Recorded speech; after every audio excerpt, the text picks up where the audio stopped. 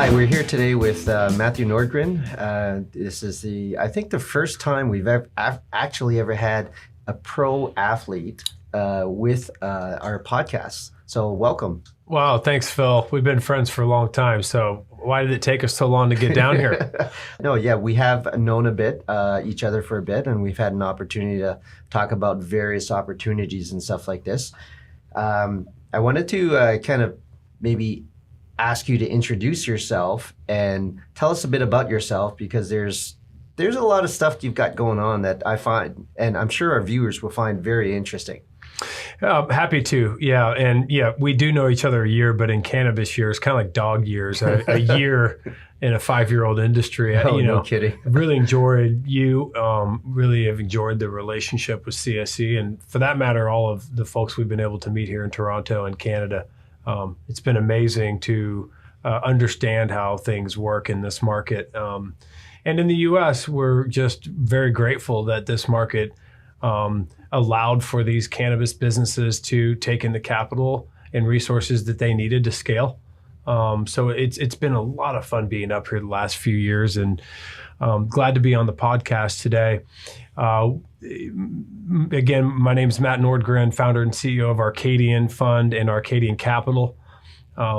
We are a platform, more or less, that had set itself up a few years back to give people a place to invest and back a team with a lot of industry knowledge and presence to give them exposure to the industry and manage that effort for them.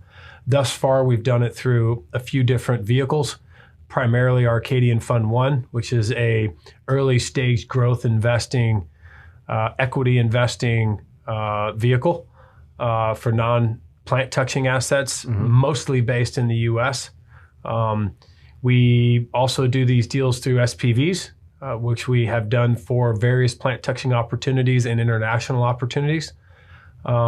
What we are going to have in the very near future are some new vehicles that we believe are going to be well positioned for the next sort of interesting opportunities that come, and happy to talk more about that. And how long's the fund been around so far? The fund today is going on 2 years of inception. We're actually closing the fund finally next week. We will be able to do a lot more public discussions in terms of what the fund consists of and the size and its performance. But I can tell you today that its performance is as strong as anything I've ever been around. I think a lot of us in cannabis feel that way if you got in at the right basis. But I do think we're uniquely positioned within the U.S. market to really be seen as a thought leader and have a portfolio with enough years of performance to really indicate that we've been able to find a level of success. Well, we're certainly very happy to have you here today. But as I was doing some research, I know that you played football, right? So tell me a bit about that, and then tell me about how you made the transition to what you're doing right now. Oh, I'm glad you brought that up, Phil. It is an integral part of not only Arcadian's philosophy, but the philosophy that athletes in general, I think, bring to business, and it's how to work on a diverse team. Anybody who's participated at a high level in team sports and been able to win championships at a high level understands that it does take a team to do that. And in business, I think athletes tend to gravitate towards those types of philosophies. And sure, yeah. I played football. I was a quarterback at the collegiate and NFL level. And as a quarterback of a team, you really are charged with the responsibility to find out how to get the most out of everybody on your team, and then put those skill sets together to do something really special. My career in college in the NFL, I think, attributed that skill set to business for me, and have been able to be a great investor because of the fact that we know how to go into teams and help them bring in new team members and new skills that can take them to the next level. We really are a growth round investor, and much like a sports team, I think teams are comprised of a lot of great components. How do you get a team from being good to being great? And I think that's with collaboration and really having a leader in place that knows how to get the most out of everybody. So the football career was wonderful. And at a point in my life, that was all I knew. What I didn't realize now, 15 years, 20 years into a business career, was how that would translate into the career that we've been able to build and the platforms we've been able to build. Yeah, I'd say as a general statement, when I've been hiring individuals in the past, I love hiring athletes because they've got this mentality whereby, you know what, you can throw a lot of stuff at them. And they're usually, the good ones are going to rise to the top and they're going to step up and they're going to say, you know what, let's do it, right? And I love that mentality. I love the desire to win. Yeah. Right. And athletes tend to have a desire to win. And you also know you share in the accolades because it does take a team to win. So not just building a team or working within a team, right, but then as teams face adversity and as teams find success, athletes tend to be pretty well equipped to deal with both. The ups and the downs, where, you know, some people that don't have a lot of experience excelling in team environments, that can be a challenge. Right. And if I recall, you were with, from an NFL standpoint, you were with Philly and you were also with the Detroit Lions. Started in Detroit and then, not very long there. Was pretty brief in Detroit and then set my career to start in Philly. Now, between the two, which of the two cities do you like and why? Oh, that's an interesting question. Detroit's pretty close to Toronto, so maybe we ought to stick with Detroit. They're both pretty amazing cities. Had not spent much time there before getting to the city to play football. So, going into it, didn't have any preconceived notions as to what to expect. I will tell you that playing sports in a city is a nice way to be educated about a city. The people really embrace you and you get a lot of help. So my experience was fantastic at both places. And so you've been in cannabis for a few years now. And from a firm standpoint, so what are the types of things that you guys look at? And, you know, is it early stage, a later stage? Give me a bit of understanding about that. Yeah, some of the questions we ask early on in diligence with companies are things like, can we look at your books? We'd like to see revenue. We really are a growth round investor. We like to be early growth round, but for us to feel comfortable with an investment, we need to see 12, 16, 24 months of what has happened. And it doesn't always have to have the same answer. We don't need to see 30% growth every month or something, but we do need to see growth, but we need to see when a hiring or a firing decision was made, how did that impact the business? They enter a new market. How did that impact? So typically there's at least one round of financing in place by the time we get into a deal, mostly two, in order to see 12 to 24 months of revenue. I think in cannabis that applies even more so than other industries I've invested in my career because there are variables that are unlike other industries here. And when you put them all together, somebody who has a great idea or a lot of success doing something may not find success in cannabis because ultimately they have to deal with political winds, they have to deal with timing, they have to deal with, a whole bunch of bad information as well and sort through that. And then ultimately you still have to sell to a cannabis entrepreneur, which is a different type of sale than it is maybe in another industry. So we really do need to see some market penetration.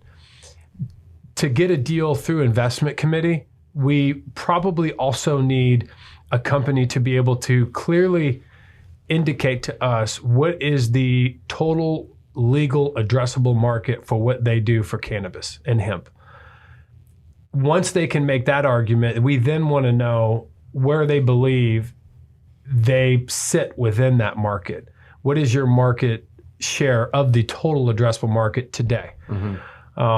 That really helps us as well because we're running analysis and diligence on verticals without looking at the companies in them, trying to get a better understanding to how they compare for industries outside of cannabis, a media company, a data company, a software company, an agriculture company, a science company. How does that company stand up when markets become mature? What does this type of an asset trade for? Who does it trade for? At what point along the business growth do they achieve maximum value? and all of them have a different answer. But for us, we need to try to compare where they are and where they believe their market is with the work we do throughout the entire supply chain. Okay, so tell me a bit more about the companies that you guys specifically have invested in and the types of sectors and stuff like that. Because I'd read that you typically avoid non-plant touching type of things, and I was on your site and there's a whole bunch of interesting companies. So maybe you could elaborate a bit more about that. Okay, yeah, sure, Phil. The fund strategy is to invest in non-plant touching assets. And the reason for that is sort of the same reason that you tend to hear about the picks and axes analogy in a lot of businesses. What is the support? Who's the service to any particular industry? We look at cannabis and we kind of compartmentalize the industry in three phases. This is how they've matured to date in most markets. And so that may change going forward, but typically they start sort of at the retail cultivation manufacturing level. Hotly contested political topic. That tends to be something that in every market is done a little bit differently, but that has to be in place for there to be any other industry to follow. We've not invested in that asset class traditionally because of the fact that in the U.S. markets, it's still a risky type investment in a lot of people's eyes, not in ours, but the bankers in the public markets don't allow for a lot of that work yet. Canada thankfully has, and we've been able to give birth to the world's industry out of Canada. We just didn't invest there for reasons of being in the U.S. and having a large institutional investor base. The second phase of cannabis that we've seen mature is the B2B aspect. So as soon as you find the gold in the hill, the Boots, the Gene companies, the Pixes, the Axis companies, the sort of support to then make that commodity real for the consumer is where we've invested, and that we call phase two. The interesting thing about that asset class, they typically don't require a license to do business, puts them in a different category than ones that generate revenue from a licensed activity. The third phase then is the B2C aspect, like the gold analogy. Once you know there's gold in the hills, once you build the business, support it, who's going to buy the gold watch, or what is the consumer use for the watch? We think that's where the next phase of cannabis and hemp really are going to be. It's the consumer. And I think most consumers probably don't recognize how prevalent the products from these plants will be in their lives. I'm a believer that most everybody in the world will have access to some product from this plant, whether it's a byproduct from hemp in the form of textiles and fabrics, or if it's a medical product, or if it's just a consumer product on the shelf. We think this is going to touch everybody. And that phase three is what we think the next kind of major opportunity is outside of phase two, starting to achieve its peak value today. Okay, so I want to follow up on that. You mentioned a couple things about the U.S. and stuff like this. So from your standpoint, do you have much visibility into when and if the U.S. will be looking to legalize cannabis, and timeframes? Have you got a magic ball in there somewhere, or is there? Can you give us some sort of prediction? I'd be happy to. So far, we've been pretty accurate, and not always is that the case. But in this industry for the last couple of years, I feel like we've been pretty spot on. The House and Senate in the United States are split today. I think this is really a bipartisan issue. Maybe the last one of our lifetimes, it seems. But we feel that most people are on board, and it just depends on how, especially when you're talking medical cannabis. In America, polls will tell you 88 to 90% of Americans are in favor of medical cannabis. That number is pretty crazy. And I think it's similar here. That type of support is unheard of. So when you look at what could happen, it has the support. Because the House and Senate are split, I think it's an executive branch decision. I think it has to be, because only amendments can really get pushed forward. It's tough to get a full bill through. I would have to, if I had to guess, I would think Donald Trump and the executive team have a very tough time not putting medical cannabis through federally sometime around election period 2020. I don't think he loses any votes from his base with that effort. I think he has a chance to pick up a few from the other side. Of course, taxes and job creation, all things we love about this industry also are there. But the support, I think it times out really well for that to be a major inflection point. A lot of little things will continue to happen, state banking and all kinds of hemp legislation, but ultimately it will require the executive branch, in our opinion, to really put something in place that's a game changer. Yeah, if I recall, there's 33 of 50 states which are have some sort of legalization at this point. So that's 66%, and most of them are from the larger states. So I would think that things are going to be moving in that direction, but we'll see. Also, a follow-up in terms of, you've talked a bit about like some of the hemp-based opportunities, and obviously in conjunction with that are a lot of CBD-based type of opportunities. Do you know, like, what would your viewpoint be in terms of what type of products are going to are going to be the hot sellers 12 months from now that are CBD or hemp-based products? It's a great question. A lot of people try to put the hemp-based stuff in a different conversation because today they really do look like different businesses, obviously, when you add the psychoactive THC component. But I try to really look at this industry more as a technology. It's just more a physiological science-based technology. When you really understand the cannabinoids and how our endocannabinoid system and the phytocannabinoids these plants produce work and react with each other, it's phenomenal. And these numbers people have different opinions on, but there's around 80 very active molecules that the plants produce, somewhere between 120 and 175 total, plus terpenes and all this other stuff, right?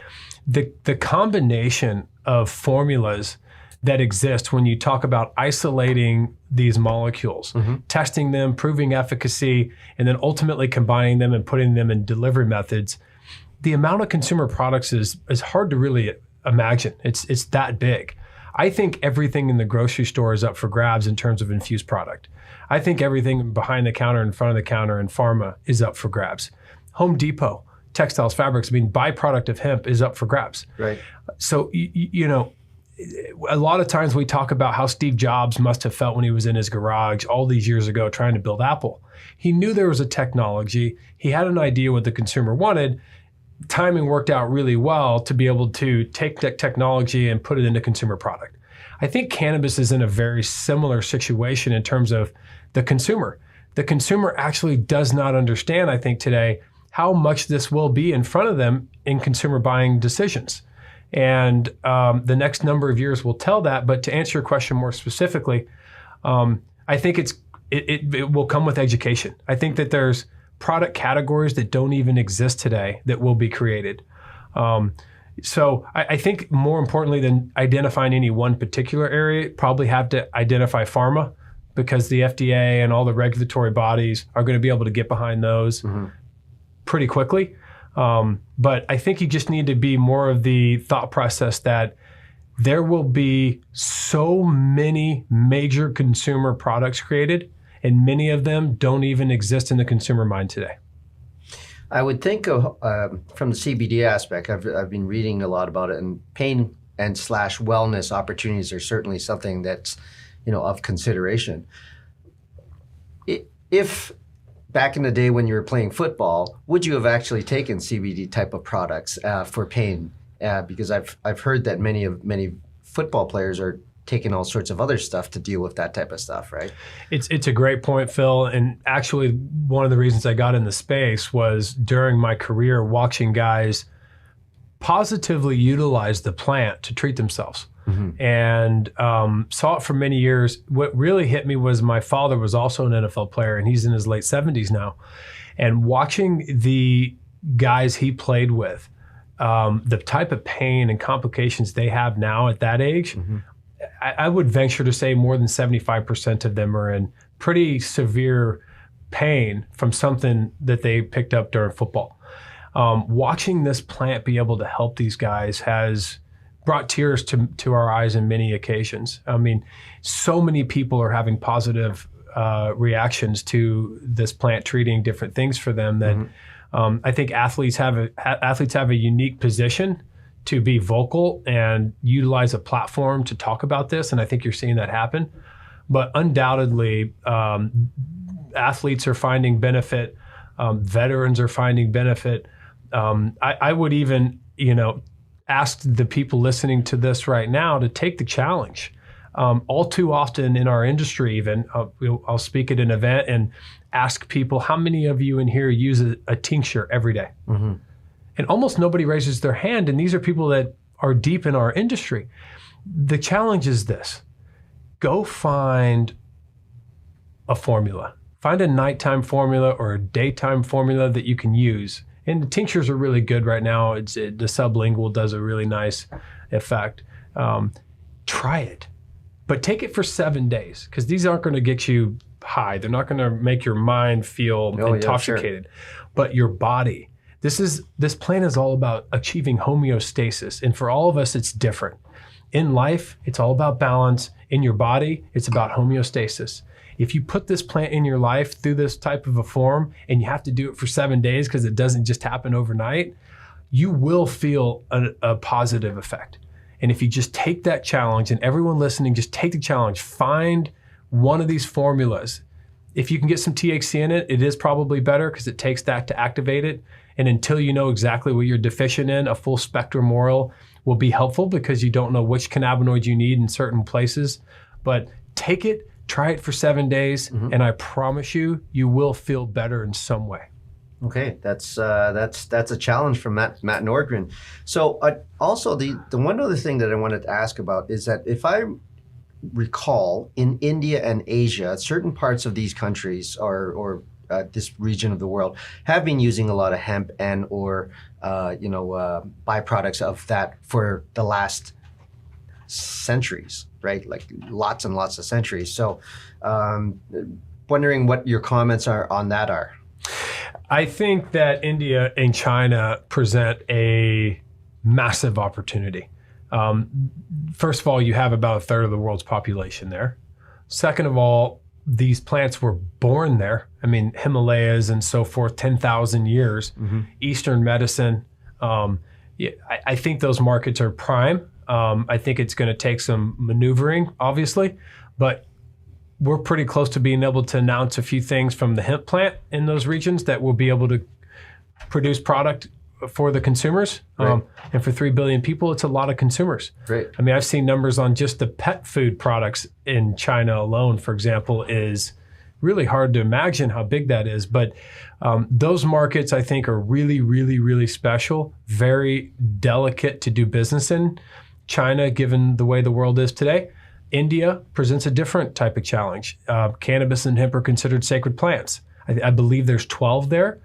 It's the same complication Starbucks faced when they tried to bring Starbucks turmeric drink there. Turmeric's a sacred plant. So there are complications, but just scale and size alone and history, the opportunity is really, really, really exciting. Okay. So let's also talk about a recent trend that, or I don't know if I should actually call it a trend, but there was a transaction recently with Canopy and Acreage. Canopy is essentially has bought the right to effectively buy acreage when legalization occurs. And I'm just wondering if you can elaborate from your standpoint as a fund manager what the potential impact on your line of business might be. That's a great question, Phil. Happen to be very close friends with Kevin Murphy at Acreage and know their team very well. I think it's a great move for Canopy because there are several multi-state operators that could be in that same conversation, and I know Canopy explored many of them.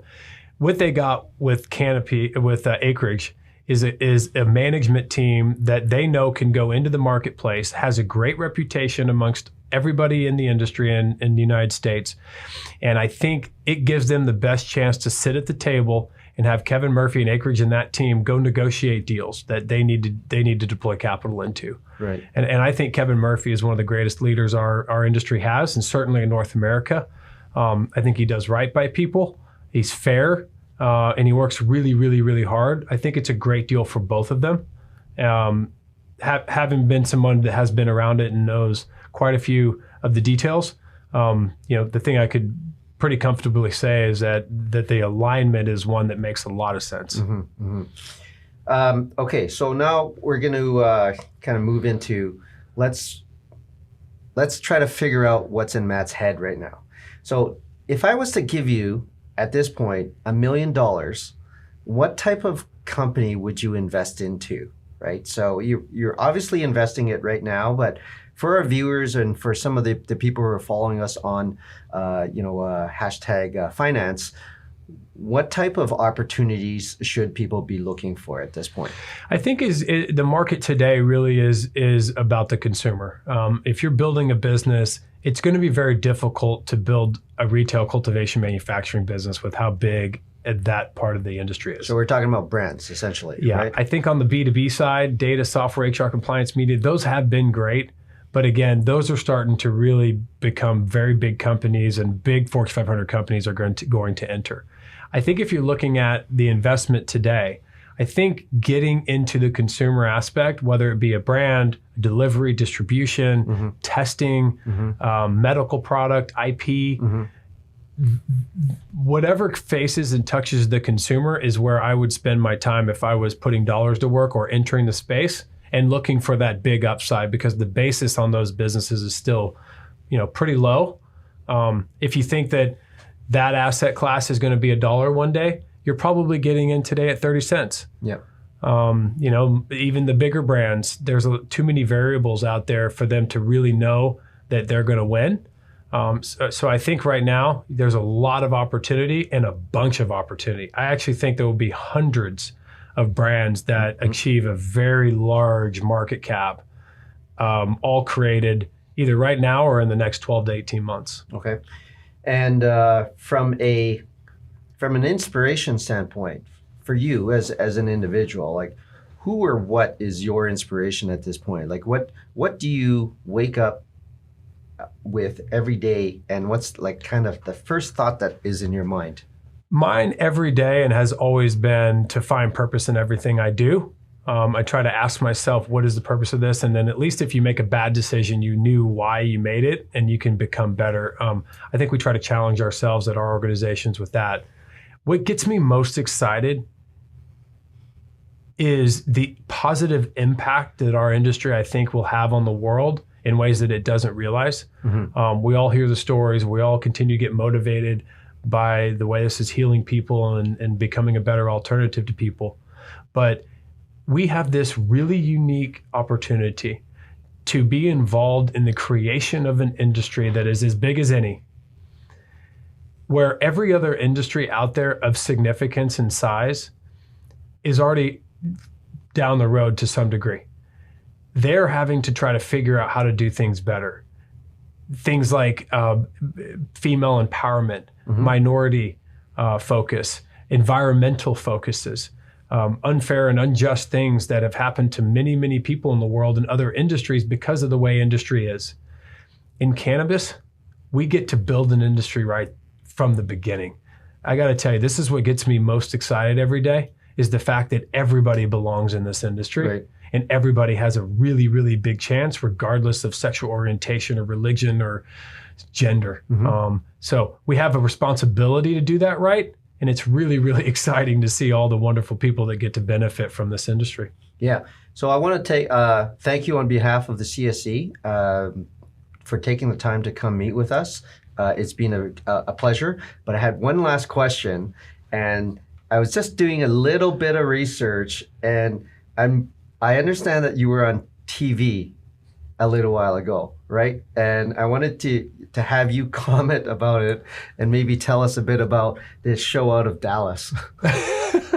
I did a show called Most Eligible Dallas, Right. and it was my single days as a post football career.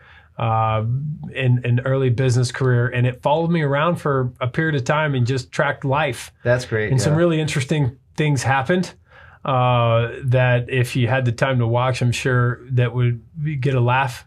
We'll get a laugh if you watched it today. Some of it pretty ridiculous, to be honest. But it was a great learning experience. And, in life, you need conversation starters. And this one's great, kind of been fun for that over the years.